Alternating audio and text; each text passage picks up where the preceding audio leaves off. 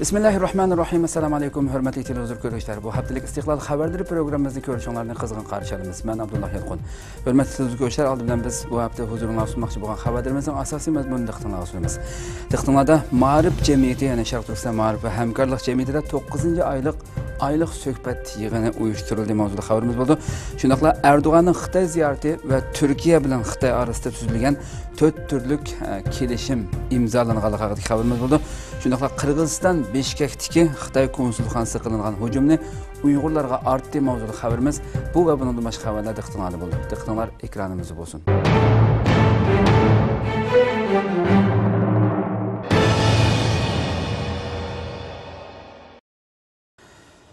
Şərq Türkistan Maarif və Həmkarlıq Cəmiyyətində 9-cu aylıq söhbət yığını ötküzüldü. Şərq Türkistan Maarif və Həmkarlıq Cəmiyyətinin çapıdakı mərkəzi yığın zalında 2 sentyabr kech saat 7-də 9-cu aylıq söhbət yığını açıldı.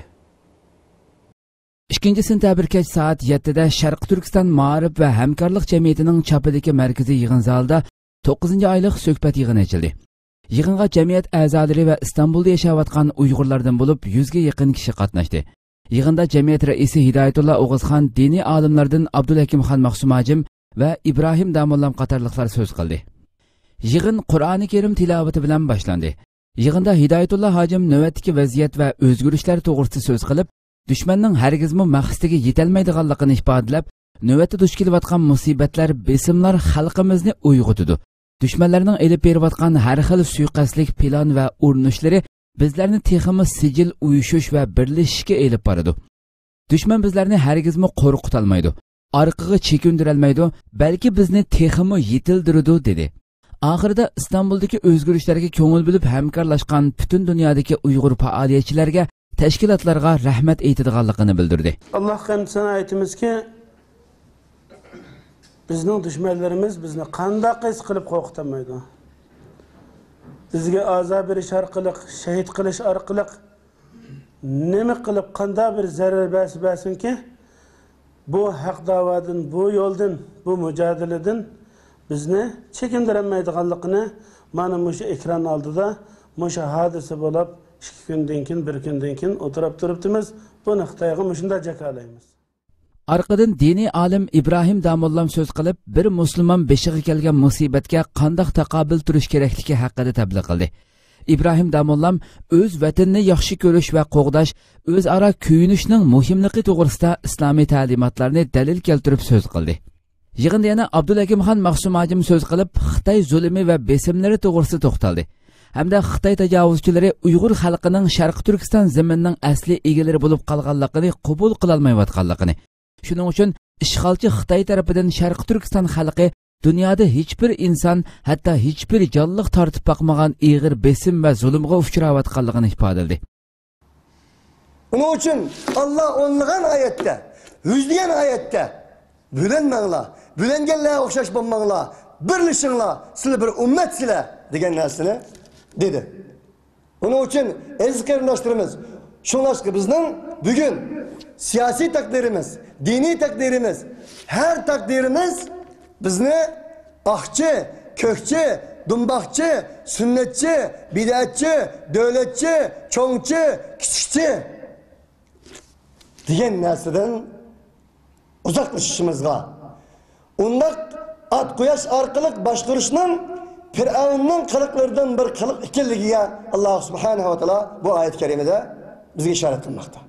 Xitoy Sharq Turkiston musulmonlarining jini va iymonidan boshqa barliq narsalarni tortib olganligini, endi bo'lsa texmi haddidan eshib, shu jon va iymonni tortib olishga urinayotganligini, buningga qarab hargiz umidsizlanmaslik kerakligi to'g'risida to'xtalib, Allohning zulmga uchirgan kishiga yordam qildiganligidan iborat va'dasining haq ekanligini, Sharq Turkistonda zulmga uchrayotganlar bir yoki 2 kishi bo'lmasdan, balki necha 10 million musulmon xalq ekanligini, shuning uchun Sharq Turkiston musulmonlarining zulmdan qutulishi, g'alabaga erishishining yaqinlab kelayotganligini, Allohning yordamining pat yaqinda keldiganligiga shaksiz ishonishimiz kerakligini bildirdi.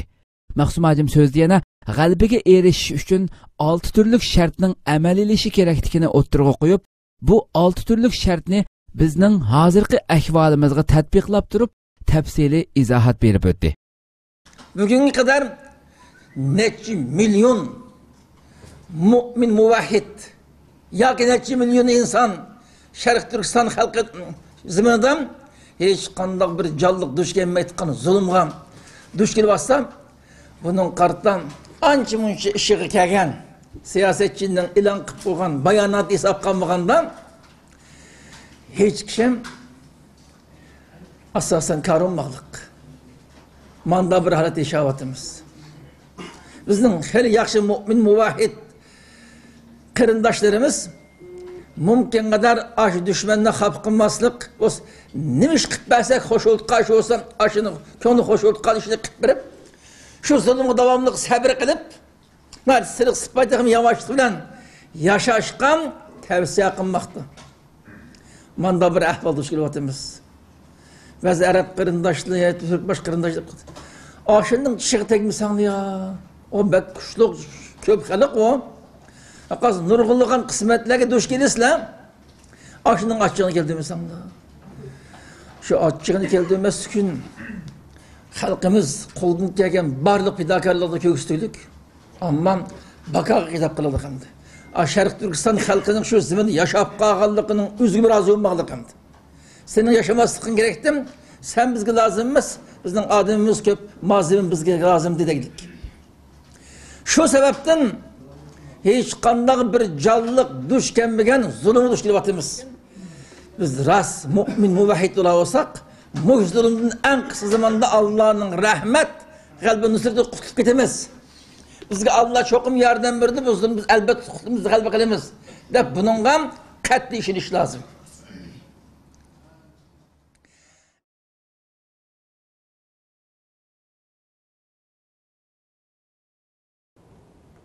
Uyg'urlar haj jarayonida Xitoy zulmidan qutulolmadi.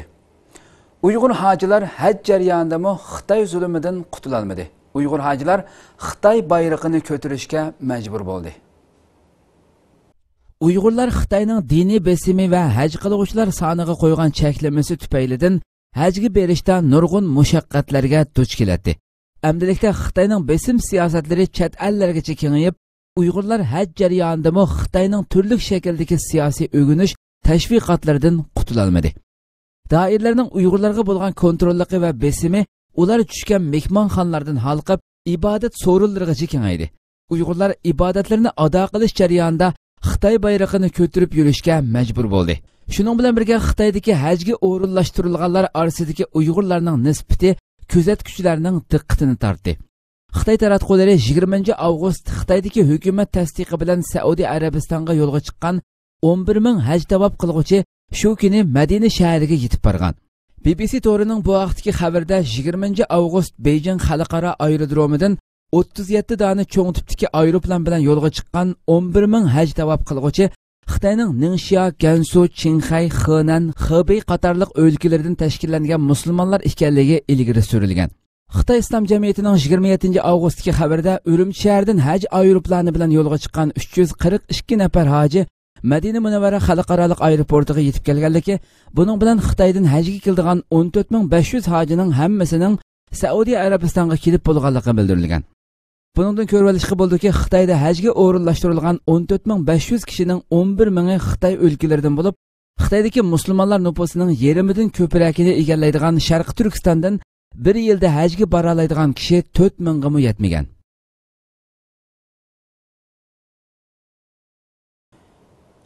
Sharq Turkistondagi Xitoylashtirish tadbirlari. Xitoy Sharq Turkistonda yo'l qo'ymoqchi bo'lgan atalmış 5-chi emgak kuchlarini ishga o'rinlashtirish tadbirlari tanqidga uchradi. Xinhua to'ri 28 avgust Sharq Turkistondagi 5-chi emgak kuchlarini ishga o'rinlashtirishda ko'p xil tadbirlarni yo'lga qo'ydi degan mazmunda bir xabar e'lon qilgan bo'lib, xabarning umumiy mazmunidan qaraganda bu yildan boshlab yo'lga qo'yilgan ishga o'rinlashtirishdagi bu xil tadbirlarning orqasida Uyg'urlarga qaratilgan Xitoylashtirish siyosatining asosiy mazmun qilinganligini ko'rib olg'ili bo'ldi. Xabarda bu atalmış ishga o'rinlashtirish nomidagi siyosatning Sharq Turkistonning janubidagi mutlaq ko'p sonda Uyg'urlar to'plashib o'ltiraqlashgan Xotan, Qashqar, Aqsu, Atush qatorliq rayonlarni asos qilganligi alohida tilga ilingan bo'lib, bu siyosat asosliq 4 turlik tadbirni o'z ichiga olgan. Bu tadbirning birinchisida mundaq deyilgan: ishga o'rinlashtirish uchun tashkillik yo'tkashni yuqori ko'tarib, Har qaysi yezi egilik iqtisodiy tashkilotlar Sharqi Turkistonning janubidagi 5-chi emgak kuchlarini nuqtaliq qabul qilish, buningda bir oiladagi ayolni tashkil qilgan ichkiri o'lkalardagi korxonalarga berib xizmat qilgan vaqti 9 oydan oshganlarni asos qilish va ularni mukofotlash orqali ilhomlantirish. Ikkinchi tadbirda bo'lsa, emgak kuchi zich bo'lgan korxonalarni janubdagi yezi bozor kentlarda kichik tipdagi zavod korxonalarni ochishga ilhomlantirish orqali hal qilish. Uchinchi tadbir boshqa o'lkalardagi oliy maktablarni puturib Sharqi Turkistonning janubida ishga tushgan yoki 2 yildan ortiq muqim to'xtam bilan ishga tushganlarga xizmat to'liqlamasi va mukofot berish. To'rtinchi tadbir Sharqi Turkistonning janubidagi Xotan, Qashqar, Otush va Oqsudan iborat bu 4 rayondagi Uyg'urlardan tashkil topgan 5-chi emgak kuchlariga qarata kasbiy tarbiyalash elib berib, 2018-yilgacha Xitoy tilini ularning orasida umumiy yuzlik qoplashni umumlashtirib, ularni xizmat o'rnining talabiga moslashtirish qatorliqlardan iborat. Xabarda yana mundaq mazmundagi qurlarga o'rin berilgan. Milyonlagan kishini ishga o'rinlashtirish plani tuzilgan bo'lsa-mu, biroq til o'tkili qatorliq omillarning cheklamasi ta'siridan janubdagi nuqtaliq to'plarning ishga o'rinlashish vaziyati jiddiy bo'lib, ishchi qabul qilish tas va ishga o'rinlashish tas bo'lish birlikda mavjud bo'lib turmoqda. Yuqoriqilardan ko'rinib turibdiki, Xitoy tajovuzchilarining Sharqi Turkistonda yurgizayotgan atalmish 5-chi emgak kuchlarini ishga o'rinlashtirish siyosati yanada Uyg'urlarga nisbatan o'z ona tili, milliy kimligi, diniy e'tiqodiy qatorliqlarga ig'ir xavf va tahdid elib kelayotganligi oshkor bo'lmoqda. Undan boshqa Xitoy tajovuzchilari Uyg'urlarning har qanday bir o'rinda ishlashi, xizmat qilishi uchun cho'qim Xitoy tilini bilishini shart qilganligi. Shundaqla kasbiy tarbiyalash bahonasida 2018-yilgacha Xitoy tilini Sharqi Turkistonning janubidagi Uyg'ur rayonlarida umumiyuzlik umumlashtirishni maqsad qilayotganligi ma'lum bo'lmoqda. Qirg'iziston Bishkekdagi hujumni Uyg'urlarga artdi. Qirg'iziston davlat bexatarlik doiralari o'tgan hafta Bishkekdagi Xitoy elchixonasida yuz bergan hujum buyrug'ini Suriyadagi Uyg'urlarning berganligini va hujumning Sharqi Turkiston islom harakati tomonidan qilinganligini e'lon qildi. Kuzatuvchilar Qirg'iziston xavfsizlik doiralarining bayonlarida nurg'un gumonliq nuqtalarning borligini bildirdi. Qirg'iziston davlat bexatarlik organi 6-sentabr bir bayonot e'lon qilgan bo'lib, bayonotda 30-avgust bomba qachilangan avtomobilni haydab elchixonaning darvozasidan bosib kirgan kishining Tojikiston pasporti ishlatgan Uyg'ur ekanligi, Sharqi Turkiston islom harakatining a'zosi ekanligini tilga olgan. Xitoy Tashqi ishlar ministrligining bayonotchisi Hua Chunying 7-soatdagi muxbirlarni kutib olish yig'inida Xitoyning bu terrorlik hujumini kuchlik ayiblaganligini, Qirg'izistonning talabiga asosan zarur yordamlarni beradiganligini, Qirg'izistonning diloni to'liq tekshirib, jinoyatchini qo'lga tushirishni qo'llaydiganligini aytgan. Doirlarning aytishicha, Xitoy elchixonasi qartilgan hujumga Turkiyada o'ltiraqlashgan bir qirg'izistonlik yordam bergan. Qirg'iziston doirlari yana voqeadan keyin 5 nafar gumondorni qo'lga olganligini, uningdan boshqa Turkiyada yashayotgan 2 nafar qirg'izistonlikqa xalqaro tutish buyrug'i chiqarganligini bildirgan. Doirlarning aytishicha, Tojikiston pasporti ishlatgan bir qirg'izistonlikqa tutish buyrug'i chiqarilgan bo'lib, bu kishi Suriyada tarbiyalangan bomba mutaxassisi ekan. Bu kishi hujumga tayyorlik qilishga yordam bergan, lekin hujum boshlanishidan necha soat burun Turkiyaga uchib ketgan. Kuzatuvchilarning qarashicha, Sharqi Turkiston islom harakati deydigan bir tashkilotning mavjud yoki emasligi xalqarada talash-tortish qilinayotgan bir masala bo'lsa-mu, Xitoy davomli bu tashkilot nomini ko'tarib chiqib, butkul Uyg'urlar va Sharqi Turkiston tashkilotlariga atalmish terrorlik qalpiqini kiydirishga urinmoqda. Yana bir tarafdan O'rta Osiyo davlatlari ichida Tojikistonda Uyg'urlarning ta'siri eng ojiz bo'lib, asosan yo'q deyarlik. Bu davlatda faoliyat elib berayotgan biror tashkilot yoki shaxs o'ttirg'i chiqib boqmagan. Qirg'iziston xavfsizlik xodimlarining Tojikiston pasportidagi bir kishini Uyg'ur deb e'lon qilishi kuchli gumon qo'zg'amoqda. Anqara universitetining o'qituvchisi va strategiya mutaxassisi doktor Erkin Akramning qarashicha, Qirg'iziston xavfsizlik doiralarining to'liq dalil isbot ko'rsatmay turibla, buni Uyg'urlar qilgan deb e'lon qilishi gumon qo'zg'aydi. Bu vaqa sababli qo'lga ilingan va tutish buyrug'i chiqarilganlar bir necha davlat va millatga chetilgan bo'lib, bu vaqani Uyg'ur tashkiloti planlab elib borgan deyish odamni qoyil qilolmaydi dedi. Bu bombani patlatgan bala Uyg'urmi emasmi, uni yaxshi bilmayman. Xo'sh. Qirg'iziston hukumatininki, xavfsizlik xodimlarininki degan gaplar bular. Xo'sh. Hem delillerimi, kösetkinimi yok deydi. Yalnızlar bu birkaç fotoğrafını, resimini çözdükler, başında davadıdır. Hoş. hem de bu meseleye aralashgan en az 10 demcik adam var diye bu işe. Hoş. Hem de aralashganlarınki milletlerime xil-xil. Yani bir Uygur teşkilatının kılgan bolsa bunçilik xil-xil millet nemişki aralış oldu bununla.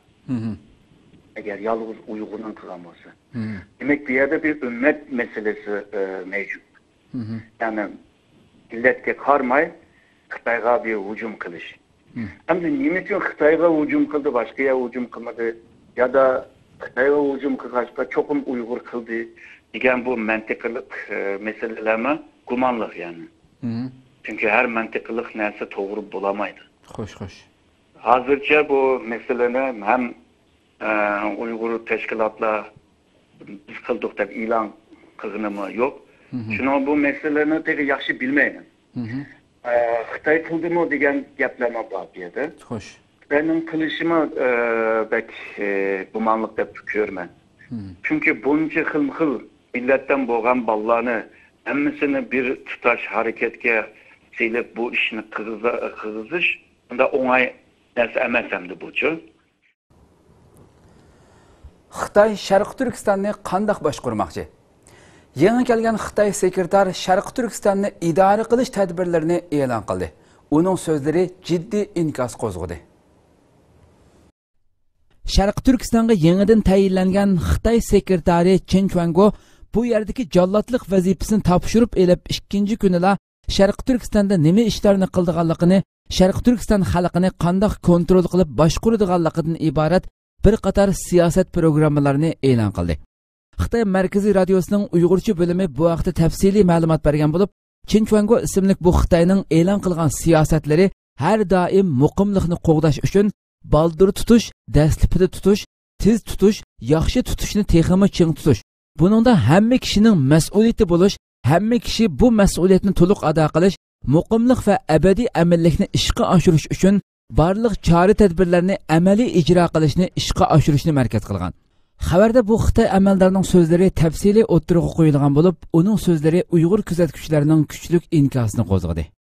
Sizce Jiang Chunshanning ketib bunun kelishida Jiang Chunshan bu yerda Sharq Turkistonda elib borgan siyosatda ijroatlarda mag'lub bo'lganlik uchun elib etildimi? Bu shaxsiy fikrlaringizni bilan bakamız. Rahmat, alhamdulillah meni shu stadionlarga taklif qilib bu programmaga qatnashtirganlarga Allohga rahmat aytaman. Endi bu Xitoylarning bu Sharq Turkistonda tajovuzchilik elib berayotgan vakillarini tuyuqsiz almashtirishi bu axborot vositalari biroz keng o'rin olgan bo'ldi. Buningga bizning Uyg'ur analizchilarimiz ve bazı Xitayning analizchilari o'zining ko'z qarashini o'tirib qo'ygan bo'ldi. Buningga nisbatan mening o'zimga qarta bir o'ylaganlarim, buningdan his qilganlarim bor. Buni o'rtoqlashsak bo'ladi. Buningda ham de Xitoyningki hammamiz bilamiz Sharq Turkistonga başta Wang Zhen'den tatip, keyin Wang Yimou, keyin biz bildiğin uzaqroq to'g'anlardan Wang'lığı düşen, ondan keyin Jiang Chunshan hazır bo'lsa Chen Chuango'ni ekilib tayinlashi bu faqat bu Beijing Xitoy tajovuz hukumatining faqat Sharq Turkistondagi vakolatchisidan iborat. Ya'ni tajovuzlikni ijro qiladigan, bu yerda zulmni shohid bo'ladigan va shu zulmni o'z qo'li bilan ilib boradigan bir jallodlar xoloschi. Bu faqat buning qilayotgan ishlari, buning har bir so'z harakati, buning ijro qiladigan qilmishlarining hammasi faqat shu Beijing Xitoy markaziy hukumatidan buningga siyosat belgilandi, buni tarbiyalaydi, buni qandoq mengishni o'tirib qo'yishni, hattoki qandoq muomalada bo'lishda tatib buni o'rgatadi-ku. O'rgatgandan keyin bu shu artistlikni, shu rolni elib chiqadi deydi Sharq Turkistonda. Endi uningdan burun biz yaqin qilgan Türkiye bilan Xitoy arasida 4 turlik kelishim imzolandi. Xitoyda ochilgan 20 davlat guruhi boshliqlari yig'inida Türkiye davlat raisi Recep Tayyip Erdoğan Xitoy davlat raisi Xi Jinping bilan ko'rishdi. İki taraf arasida 4 turlik kelishim imzolandi. Xitoyda ochilgan 20 davlat guruhi boshliqlari yig'iniga qatnashish uchun borgan Türkiye davlat raisi Recep Tayyip Erdoğan Xitoyning Hangzhou shahrida Xitoy davlat raisi Xi Jinping bilan ko'rishdi. İki taraf arasida 4 turlik kelishim imzolandi. İkincisinde bir iki devlet rehberleri hayatları ara uçuruş ilib bargan bulup, uçuruşda 4 türlük kelişim imzalangan. Xabar qilinishicha, Turkiya Energiya va Tabiiy boyliqlar ministrligi bilan Xitoy Davlat Energiya idorasi orasida sijil energiya hamkorligi va ko'mir sohasidagi hamkorlik kelishimi imzolangan. Turkiya Atom Energiya idorasi bilan Xitoyning Yadro bexatarlik idorasi orasida yadro bexatarlik sohasidagi hamkorlik kelishimi imzolangan. Turkiyaning Antep pistisini Xitoyga eksport qilish kelishimi imzolangan. Shuning bilan birga Erdo'g'anning Sharq Turkiston haqida so'ralgan savolga bergan javobi diqqat tortdi. Erdo'g'an Xitoyning Xanju shahrida ochilgan 20 davlat guruhi boshliqlar yig'inidan keyin muxbirlarni kutib olish yig'ini o'tkazdi. Yig'inda bir Xitoy muxbir Erdo'g'andan Sharq Turkiston to'g'riliq savol so'radi. Erdo'g'anning savoliga udul javob bermasdan agib o'tib ketishi inkos qo'zg'adi. Erdo'g'an muxbirlarni kutib olish yig'inida Xanjuda ochilgan G20 boshliqlar yig'inining ahamiyati 15 iyuldagi amalga oshmagan harbiy siyosiy o'zgarish urinishi, musofirlar masalasi, terrorizm va yangi Ipak yo'li qurilishi qatorliq masalalar ustida to'xtalgan. Muxbirlarni kutib olish yig'inining savol-javob qismida Erdo'g'an bir Xitoy muxbirining siz Xitoy davlat raisi Xi Jinping bilan o'tkazgan uchrashishingizda Sharq Turkiston masalasi to'g'risida so'zlashdingizmi? U yerdagi islomiy harakatlar to'g'risida so'zlashdingizmi? Xitoy bilan terrorizmga qarshi kurashda hamkorlik o'rnatish bo'yicha ro'shan holda qanday ishlarni qilasiz degan savoliga bevosita javob bermasdan umumiy shaklda agib javob berdi. Biz bu vaqtda strategiya mutaxassisi doktor Erkin Akram bilan suhbat olib bordik. Hamda Erdo'g'anninki doktorimiz shu 4-sentabrdagi Xitoy raisi Xi Jinping bilan ko'rishishiga kelsak, bu ko'rishishlardan siz albatta yaqindan ta'qib qilib turdingiz. Buni qanday nimalar so'zlashildi, qanday his qildingiz masalan, har ikki tarafninki so'zlari. Shunaqla Erdo'g'an keyin muxbirlarni kutib olish yig'indimi bir Xitoyniki shu siz Xitoy raisi Xi Jinping bilan o'tkazgan uchrashishingizda Sharq Turkiston masalasida so'zlashdingizmi?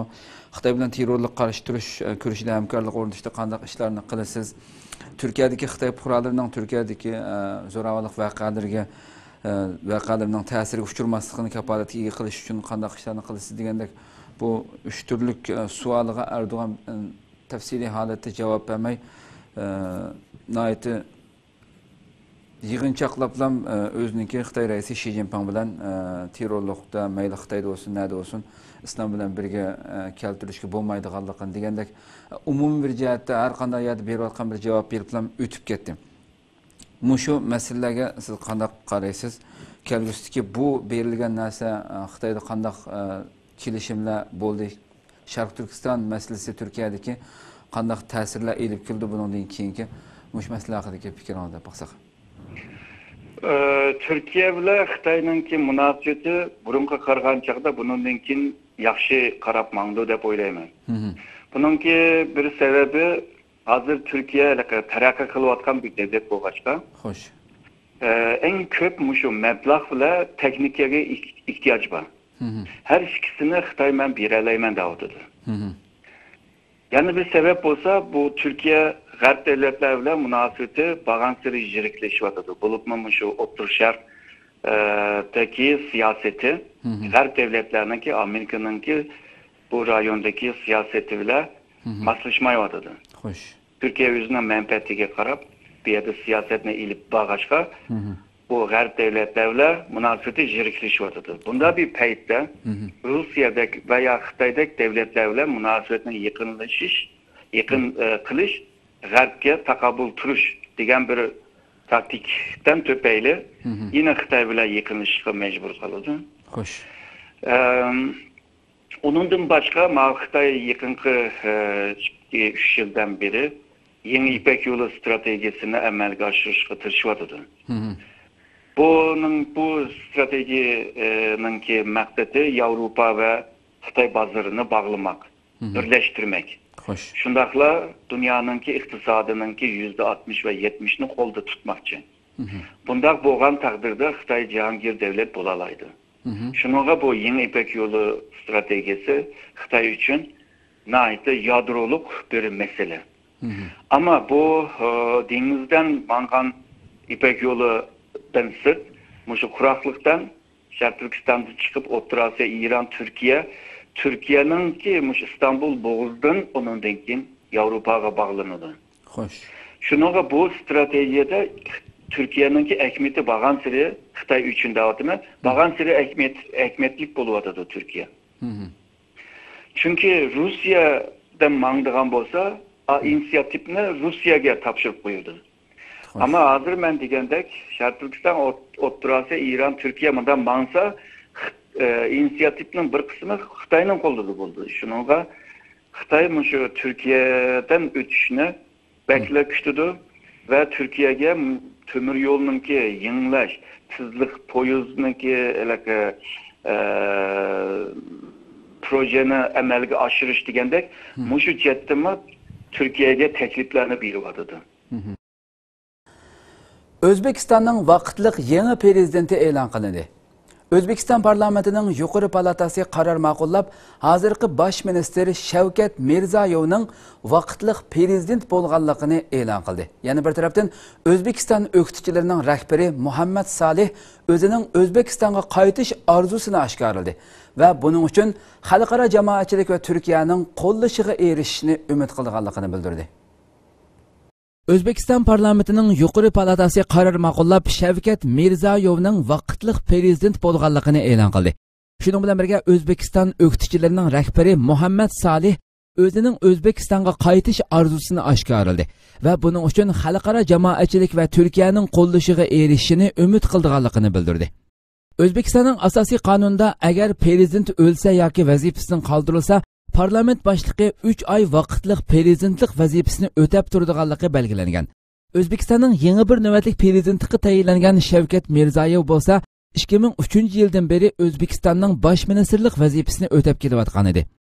8-sentabr O'zbekiston Davlat Majlisi Karimovning o'limidan keyin tunji qatim yig'in ochgan bo'lib, bu yig'inda Shavkat Mirziyoyevning yangi bir navbatlik O'zbekistonning prezidenti bo'lganlik qarorini chiqardi. Lekin O'zbekiston doiralari yangi prezident uchun elib beriladigan cho'ng saylamning vaqtining qachon bo'lganligi to'g'risida aniqlama bermadi. Doiralar tarafidan Karimovning o'limidan keyin uning dafn ishlariga mas'ul bo'lib yetakchilik qilgan Shavkat Mirziyoyevning prezident bo'lish ehtimolligi kuchlantirilgan edi. Islom Karimov 2-sentabr vafot bo'lgandan keyin O'zbekiston parlamentining raisi Nig'matilla Yo'ldashev vaqtliq prezidentlik vazifasini o'tab kelgan. Reuters agentligining ba'zi manbalardan naql qilib aytishicha, Yo'ldashev ancha tunilmagan bir shaxs bo'lib, o'zining tajribasiz ekanligini aytib, vazifasidan ayrilgan. Shuning bilan birga O'zbekiston hukumatiga qarshi bo'lgan o'qituvchi partiya Arik Demokratik partiyasining raisi Muhammad Salih ifoda bildirib, agar Karimov guruhidan birarsi hokimiyat beshiga kelsa, O'zbekistonning ichki va tashqi siyosatlarda hech qanday o'zgarish bo'lmaydiganligini ta'kidladi. O'zbekistonning 27 yildan buyon butun qo'shnilari bilan surkilish paydo qilganligini, Karimov bilan do'st bo'lgan bir rahbarning yo'qligini, lekin o'zbek xalqining farqli bir siyosiy qarashga intilganligini, buning uchun xalqni tushungan, krizisdan qanday chiqishni bilgan, dunyo siyosatini bildigan, xalqning dardiga yetadigan, xalq ichidan chiqqan bir kishining bo'lishi lozimligini bildirdi. U o'zining hokimiyat beshiga kelsa, Türk dunyosining birligi uchun kuch chiqaradiganligini, shunga Turkiyaning qo'llashiga erishishni umid qilganligini ta'kidladi.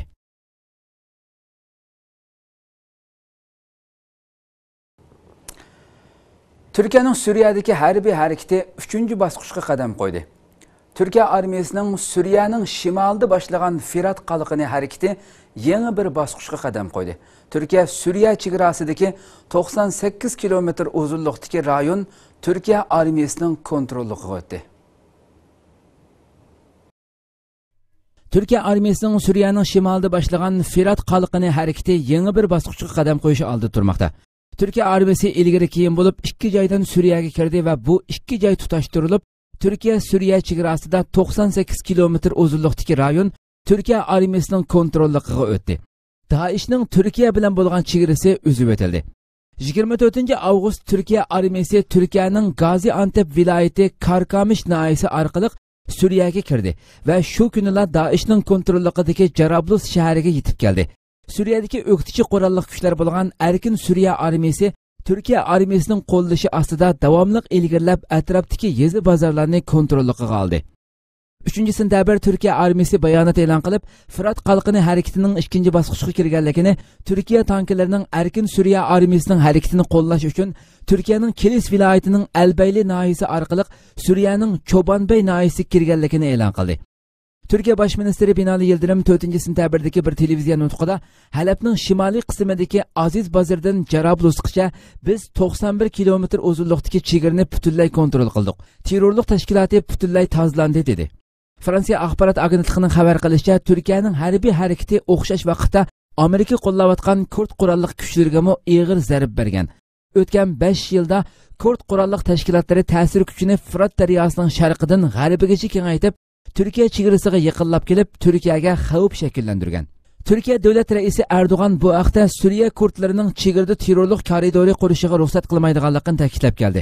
Türkiye taratqullari Turkiyaning Suriyadagi harbiy harakatining 3-bosqichga kirganligini, erkin Suriya armiyasining Türkiye armiyasining qo'llashida davomli ilgirlaydiganligini, keyingi nishonning Suriyaning Albab shahri bo'lishi mumkin ekanligini ilgari surdi.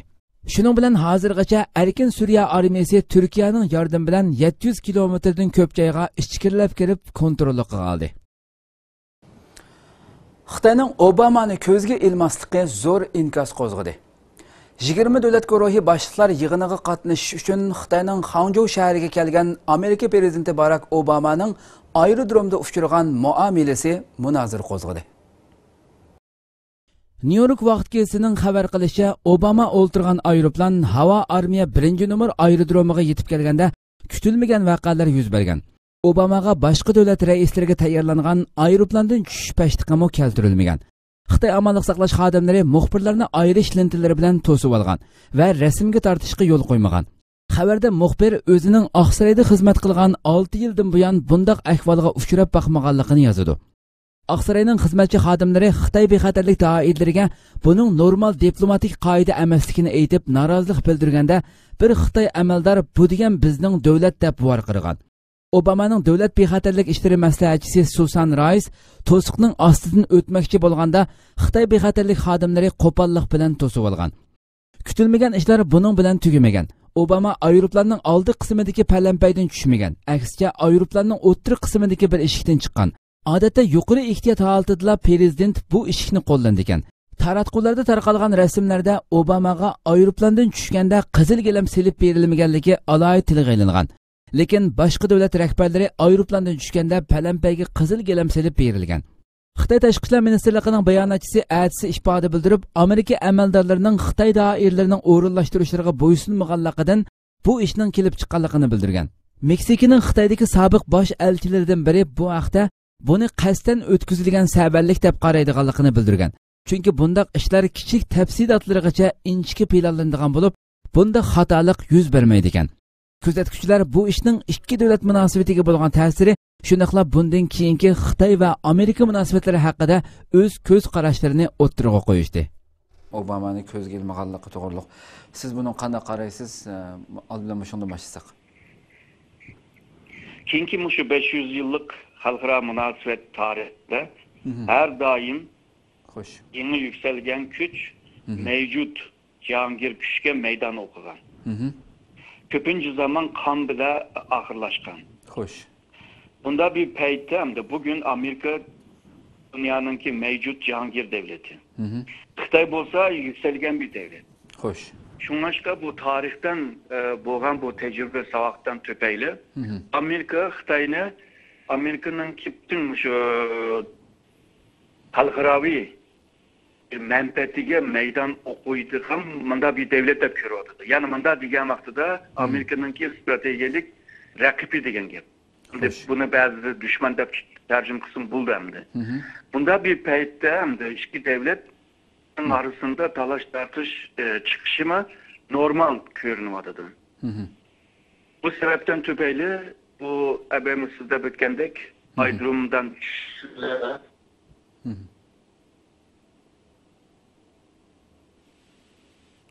şu xalqaranınki sahnede bu da kıcığın içinde atma. Çıkma eleke uruş cidalini kösetmemiz de biz aramında cim turuştu. Hem de Prezident Obama mı Eydiğanı dedi, misal kişilik hukukuydu, Cenab-ı Xitay deniz meselesi deydi. İki devletinin arasındaki münasebet deydi. Nurgun şu 40 netçe mezmunda aran kıldı, bula müzakir kıldı. Hoş. Görünüşte bu iki devletin arasında jığında cık bir cidal uruş talış ketmesi mi? Aslında her iki tarafın biliyordu birbirisiyle rakip aldı. Bunun bu iki devletin arasındaki cidaller veya talaş tartışlar yani hıl minberlerde yine ayan buludu da böyleyim. Sharqiy Janubiy Osiyo Ellari ittifoqi boshliqlar yig'inida Xitoyni bearam qildigan ishlar o'ttirg'a chiqdi. Laosda ochilgan Sharqiy Janubiy Osiyo Ellari ittifoqi boshliqlar yig'inida Xitoyga qarshi noroziliklar o'ttirg'a qo'yildi va harakatlar elib berildi. Amerika prezidenti Barack Obama Janubiy Xitoy dengizi masalasidagi maydonni ta'kidladi. Yaponiya yana Filippinga harbiy yordam va'dasini berdi. Xitoyning Hangzhou shahrida ochilgan G20 yig'inidan keyin Amerika prezidenti Obama va Yaponiya bosh ministri Abe Shinzo qatorliqlar Laosga berib, Sharqiy Janubiy Osiyo ellari boshliqlar yig'iniga qatnashdi. Xitoy Janubiy Xitoy dengizining tamoman degidak o'ziga tava deb qarab, egilik huquq masalasidagi pozitsiyasini qattiqlashtirgan bir mezgilda Barack Obama Laosda Amerikaning Osiyo Tinch okean rayonidagi mavjudligi, dengiz yo'lining ochiq bo'lishi va kishilik huquq masalasi haqida so'z qildi. U so'zida Amerikaning rayondagi kichik davlatlarning manfaatini qo'g'dashni davom qildiganligini ta'kidladi. Shuning bilan birga yig'inda Yaponiya yana Filippinga paraxod va aeroplan ta'minlab berib, Filippinning dengizni chorlash va qonun ijro qilish iqtidorini oshirishga va'da berdi. Ikkili davlatning Xitoyning dengizdan keladigan tahdidiga uchrayotganligi ilgari surildi. Laosda Sharqiy Janubiy Osiyo ellari boshliqlar yig'iniga qatnashayotgan Yaponiya bosh ministri Abe Shinzo 6-sentabr Filippin prezidenti Duterte bilan ko'rishgan. Abe Shinzo Filippinga yana 90 metr uzunlikdagi ikki charlash paraxoti va 5 razvedka aeroplani ta'minlab berdiganligini, buning bilan Filippinning dengizni charlash va qonun ijro qilish iqtidorining kuchaydiganligini e'lon qilgan. Egilincha Yaponiya bundan burunmi Filippinga bu xil yordamlarni qilgan. Filippin amaldorlarining aytishicha, Duterte uchrashishda Yaponiyaning yordamiga rahmat aytgan va Yaponiyani ziyorat qilish taklifini qabul qilgan.